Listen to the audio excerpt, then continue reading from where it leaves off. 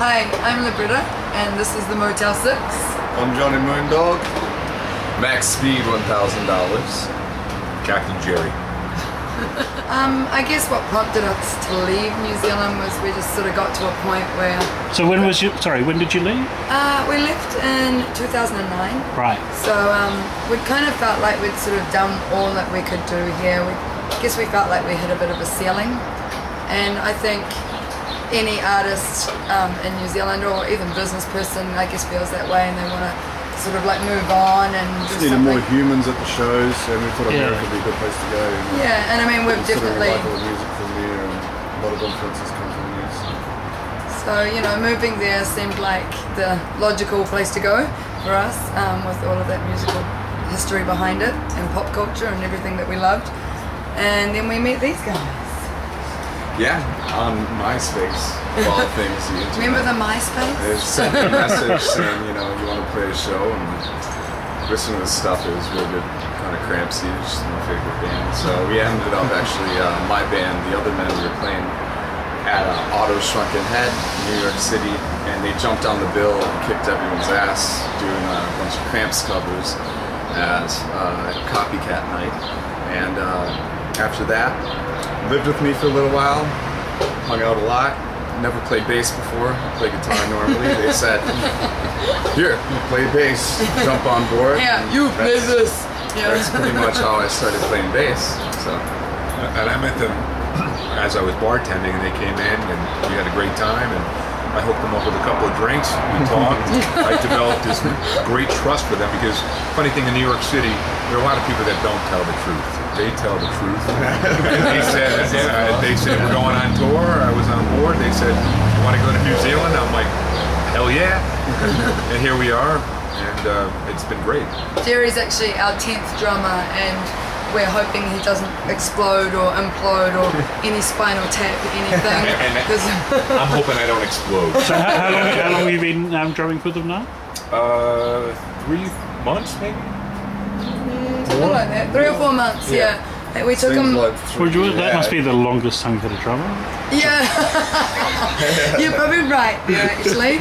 We seem to break them. We've lost a few along the way, rolled up in rugs, left on stages at venues. That's actually true.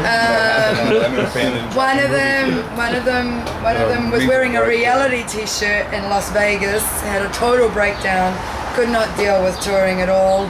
He was in his 40s and had never left New York City. Right. So that might have been a bad call on our part, but he exploded on us. So yeah, we've had a few crazy stories. It's been really hard, you know, like moving. It's been extremely tricky, and I don't think I've ever worked quite so hard in my life just to breathe in and out. It's a real tough city just to live, just to breathe. So yeah. So it's been wonderful at the same time, because our first audience in New York City were 7 people, and those 7 people were John Spencer, Matt Verderay, Lenny Kaye from Patti Smith, and Buddy Bowser from New York Dolls, and Shivo Pampalonia, who ended up becoming our first drummer while we were there, from the Stilettos, which is Chris Stein and Deborah Harry's first incarnation of a musical group before they became Blonde. Oh. So that was kind of cool. This is our new album, Dirty and Dumb, which was recorded in New York City. As you can see there, this is just down the road from our house. Nice view. Lovely view of Manhattan there. And there we are in front of some piece of corrugated iron. Is that New York place, right? Corrugated iron? Yes, very New York, yes, lovely. I guess this was a concept that we wanted to do for a long time.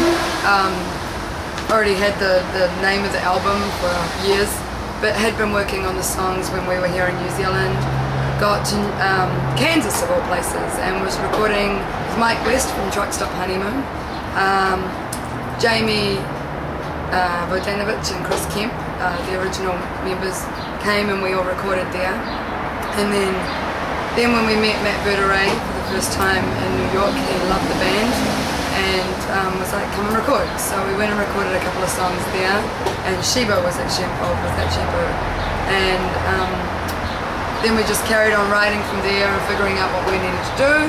Then Max became a part of some of the recordings, so we've had quite a few people on board. Shaunsey, who was our drummer for on and off for about 2 odd years, is drumming on some of them as well. And Jerry over here came last but not least at all because he saved our ass and helped us take it on the road. We were on the road for a couple of months touring it through the US, and we've just finished. It's a very successful tour, I might add to it. So it's very cool. Touring across the States, you come into some crazy situations, of course, you know. I mean, we try not to get involved, but sometimes you just can't help yourself. Yeah, well, especially when You try not to get involved, yeah, sure. Let's see, craziest probably. Well, we were playing in Dallas.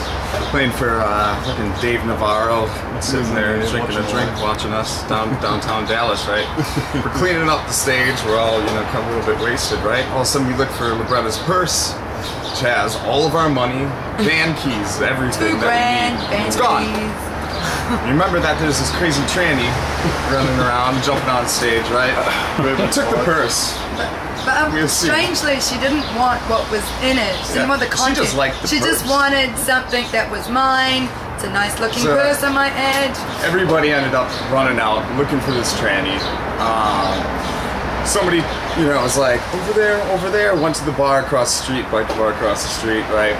Meanwhile, Max is wearing fishnets and high heels. Let me just add that. Come to the show, you'll check it out. Yeah, I see Labretta's purse just sitting there on the bar. I grab it.